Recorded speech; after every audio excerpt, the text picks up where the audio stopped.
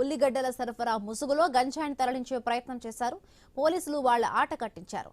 ఇద్దరిని అరెస్టు చేశారు. ఒక ఆటోని స్వాధీనం చేసుకున్నారు. 45 లక్షల రూపాయలు విలువైన గంజాయిని సీజ్ చేశారు. నెల్లూరు నుండి రవాణా చేస్తున్నట్టుగా తమకు అందిన సమాచారంతో స్మగ్లర్లను పట్టుకున్నట్టు ఎస్పీ తెలిపారు. వ్యక్తులు ఈ గంజాయిని తరలిస్తున్నట్టు గుర్తించి మొత్తం 179 కేజీల గంజాయిగా అంతా నిర్ధారణ చేసి ఆ ఇద్దరు పర్సన్స్ని కూడాను అరెస్ట్ చేయడం జరిగింది.